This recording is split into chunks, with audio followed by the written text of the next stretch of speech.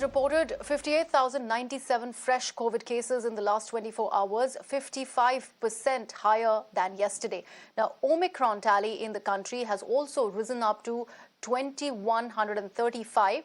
In fact, as COVID cases continue to surge across the country, it's metros, especially, which have seen the biggest surge.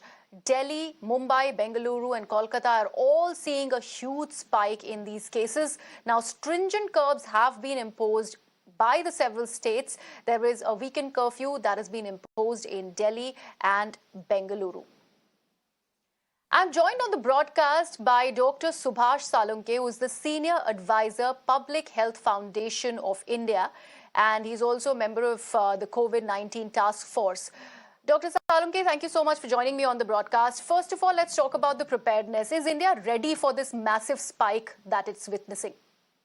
As a matter of fact, the way the doubling is taking place literally in 24 to 48 hours, that is going to be a very, very serious challenge. Even though the preparedness, by every state is an indication that we were anticipating the third wave.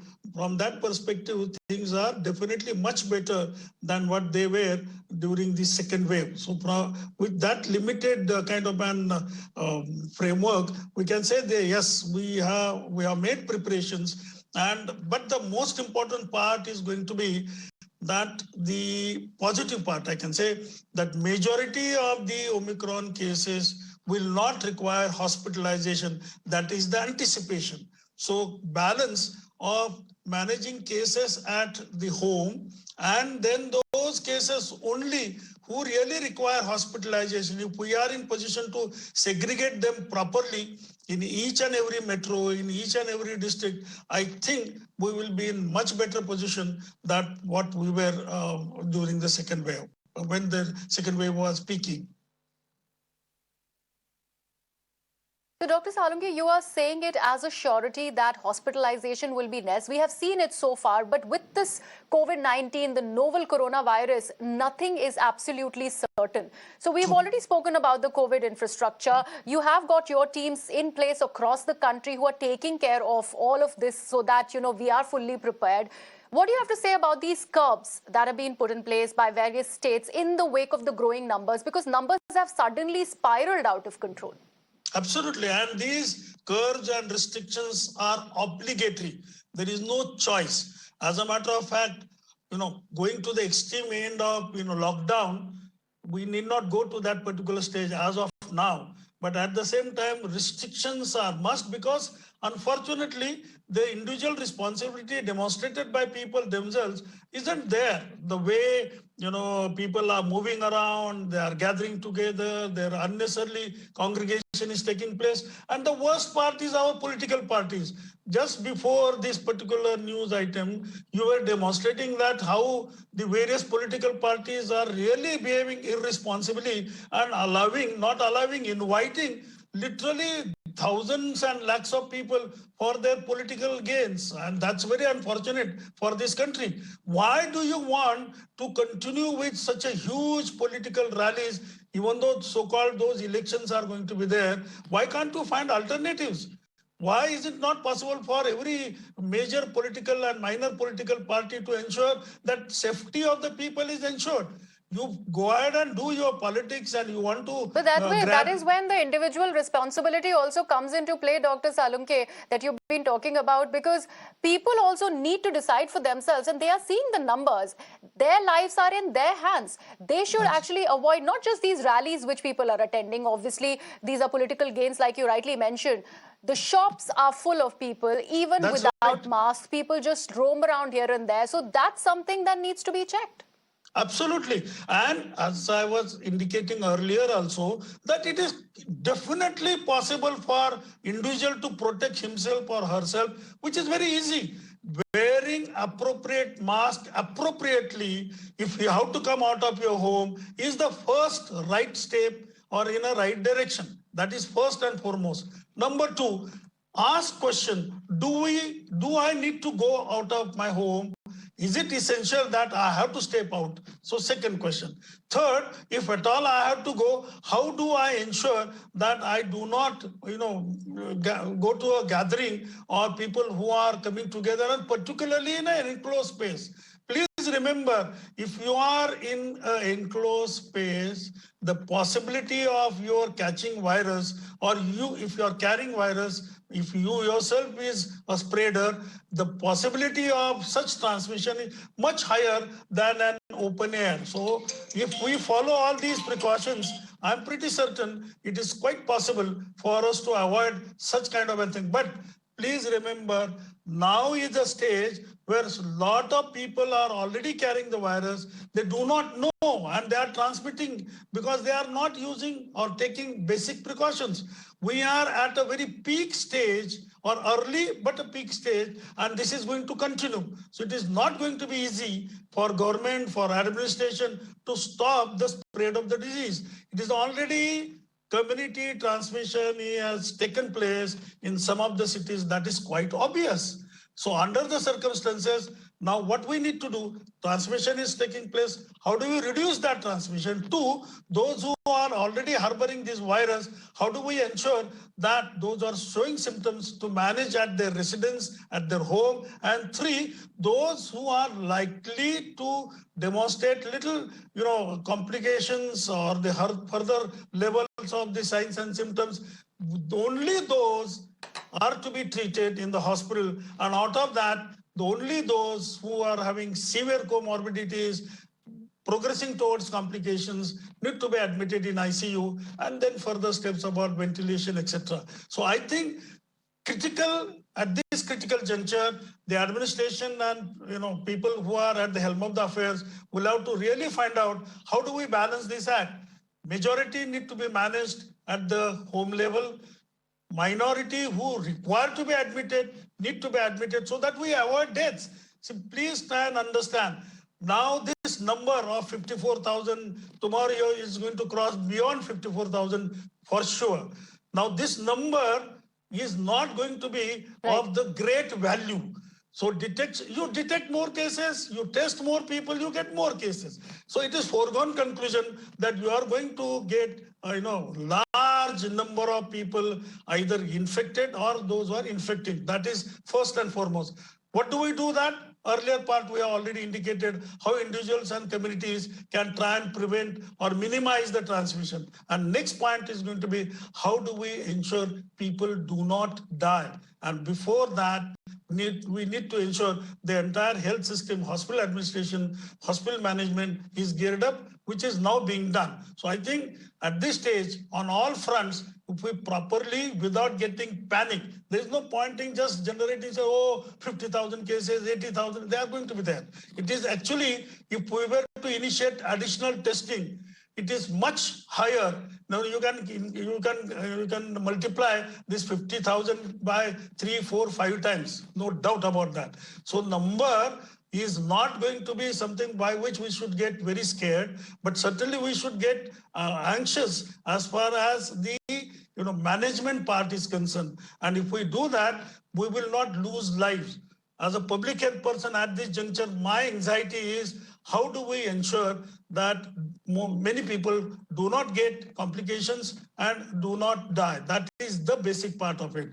Eventually, if we ensure this for next... So, Dr. Salunke, I just wanted to understand this because Maharashtra has seen a record number of cases as far as this COVID spike is concerned. In fact, the government there was mulling whether we should go ahead and impose a lockdown. However, it was decided against that.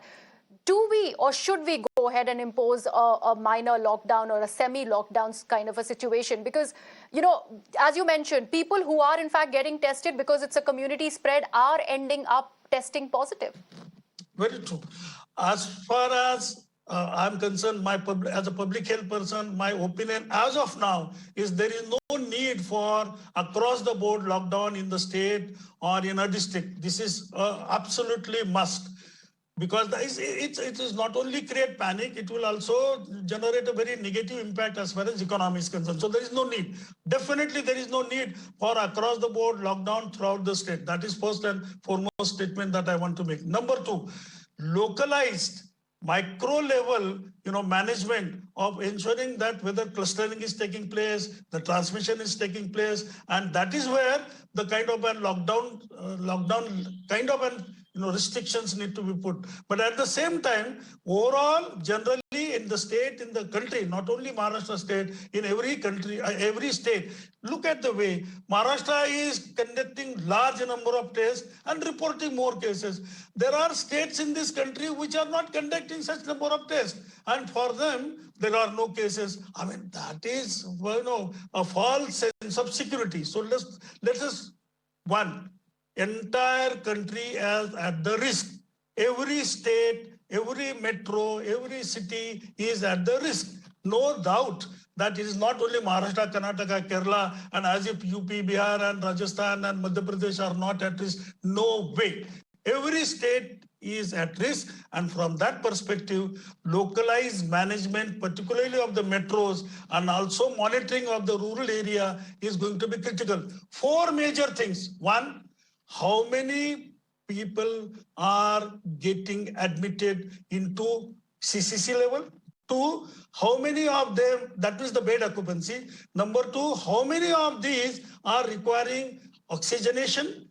Three of them, how many of these are requiring ventilation? These three need to be monitored, not daily, hourly, and also monitor case fatality rate, total number of admission and total number of deaths. And let us see that. If it is at a low level and constantly it remains low level for next 1 month, that is from today till I think I'll be very comfortable. That doesn't mean that there should be complacency, but these four parameters are going to be of critical most important from the perspective of outcome of this particular pandemic for this period, short period.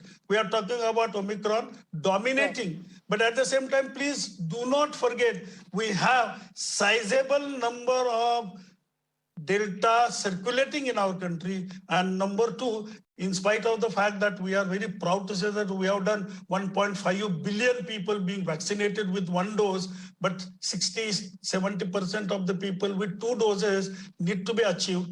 At the same time, that number who have not taken any vaccine is quite sizable. And also, please remember, now that we have started for 15 to 18, which is a very positive step of vaccination of the children, but below that, also there is a large number of susceptible population. So with all these things put together, the fact remains that we have to have a micro level management. It will be at the block, at the district, and then state. So at this juncture, I feel none of the state need to go for total lockdown as a state, but certainly at the, say, city level or metro level or a district level, restrictions are going to be must. It is obligatory for us to ensure that unnecessarily, political gathering, religious gathering, marriage gathering, this gathering, that gathering must be stopped, must be reduced. No choice. You have no choice. Right. Very important insights there by Dr. Salunke. I'm also, Dr. Salunke, thank you so much for all that. And please stay on with me. I'm also now joined by Dr. Yatin Mehta, who's the chairman, Medanta Institute of Critical Care. Dr. Mehta, you heard Dr. Salunke there. And he also is talking about the infrastructure that is obviously a must when it comes to the situation that we have at hand. And it's an unprecedented situation, but we have been in it for almost 2 years now. So do you think now is when the hospitals are aptly and adequately prepared to actually take in the cases which would require hospitalization and critical care? See, no precaution is good enough. Okay, first let us realize that we are much better off than what we were during the Delta wave. We have oxygen supply is at the moment adequate. We have more number of ICU beds. We have better infrastructure. No question about that. More hospitals have opened. But also this, as what is being said, and which I would partly agree, that this is more transmissible disease variant, but maybe less severe disease. But in the absolute terms, that is true in percentage terms, but in absolute terms, when the number explode, then we may be chasing a tail again. So I think let us not be complacent, as Dr. Salunke has already said so, and we have to be prepared for the worst. Hope for the best and be prepared for the worst. So we must start preempting any, start doing damage control, preemptive damage control. So that means that we do not let the mask down, which is happening in many parts of the country. I can see people roaming around without masks. They should be severely fined, instead of just finding people who are traveling by cars. And vaccination program should be increased, also including for the healthcare workers and the vulnerable population. Why wait till 10th? If we have the infrastructure in place, I think we should expedite it. Right. Dr. Mehta, Dr. Salunke was mentioning a very, very important point regarding the Omicron variant. And while we are obviously busy looking at the Omicron variant, we do not have to forget the Delta variant, which actually created a lot of menace, in 2021, May, June, July. We've seen what happened in the second wave.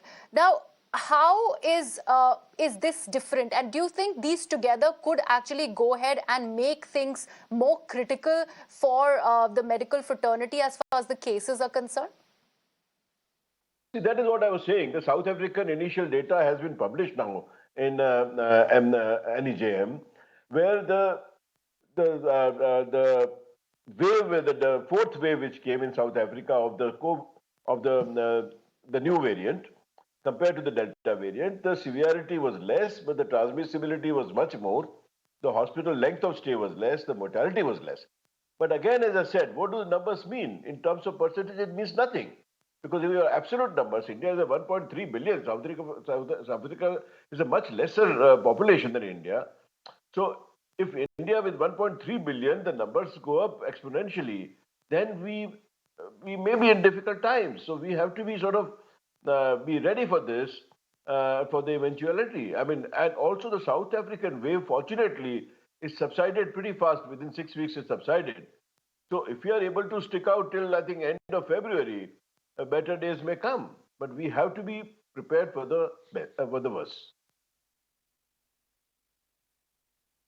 Right. Also, Dr. Mehta, when it comes to testing, like Dr. Salunke also was mentioning, anybody who's going about getting their RT-PCR eventually is turning out to be positive because of the community spread of the virus. How safe and how, critical are these antigen tests also, which have been put in place so that we can get immediate results when it comes to the Omicron variant? See, antigen testing is a rapid test, but it can have false negatives also. I've got a few patients who were tested in my emergency antigen negative, and next day they turned out to be RT-PCR positive. So we have to keep that in mind. But yes, for a rapid testing, that is a good test to have. Also, I must emphasize here that the gene sequencing which we are doing, the number of labs are very limited. The tests take too long to come. So I think the government should help the tertiary care hospitals to do the gene sequencing. At least we know that is Omicron and we know where to isolate them. Instead of waiting for 3-4 days, by that time already the bird has flown. So I think we must increase the capacity for gene sequencing so that we know the turnaround time also should be shortened, so we have a faster report and more easily accessible rather than sending it to only a few limited labs. We have to be, on a public health point of view, Omicron should be identified pretty fast. Right. Dr. Mehta, thank you so much for all those details. I'm also now joined on the broadcast by Dr. Sunila Garg, who is the Professor of Excellence Community Medicine at the Maulana Azad Medical College in New Delhi. And she's also a member of the Lancelot Commission and the COVID India Task Force. Dr. Garg, thank you so much for joining me on the broadcast. You heard Dr. Mehta over there. He's speaking about the genome sequencing and the importance so that we can actually decipher what are the cases that we are looking at, whether it's the Omicron variant that we are having to deal with in a patient or whether it's the Delta variant. How important is this? It is important from the perspective of the hospital management when it comes to looking at the guidelines, and it will also give us what kind of variant we have. But more important it is, you see, now as per the latest CDC guidelines, what we have to keep in mind is that since we are getting a lot of flu cases as well during this period of time, so we must presumably believe that most of the flu cases would be resulted as a result of Omicron, because you see primarily the presentation of both Omicron as well as flu is going to be almost similar. That is one thing which we have to keep in mind. And what Dr. Yatin also really pointed out was that if, we must ideally do RT-PCR, but considering the strain on our existing, healthcare systems, we do have to see that whether we can, do the rapid tests, so that will also help us. So it is going to be very, very important, but it is definitely from a public health perspective, it is very important to know what are the circulating strains, particularly at this point of time when we do have, Delta variant, which is being replaced by Omicron and which is being faster replaced by Omicron. So that is one of the important things which you have to keep in mind. So we have to see that what are the circulating strains as of now. Accordingly, we have to take actions, because like yesterday we saw another strain which was there, IHU in France, but that is also, caused substantial number of cases. But as of now, it is not much dangerous, but we do have to be vigilant, and we do have to activate our, under a consortium of, testing for, for consortium of testing. When we are looking at our genomic sequencing, we have to really update the facilities to the level of medical colleges as well. Right. Dr. Garg and Dr. Yatin, thank you so much for joining me on this broadcast and bringing us up to speed with all the latest when it comes to the growing number of COVID cases and the infrastructure that has been put in place in the country to actually fight this virus, and also the Omicron variant, which is a live threat in the country right now.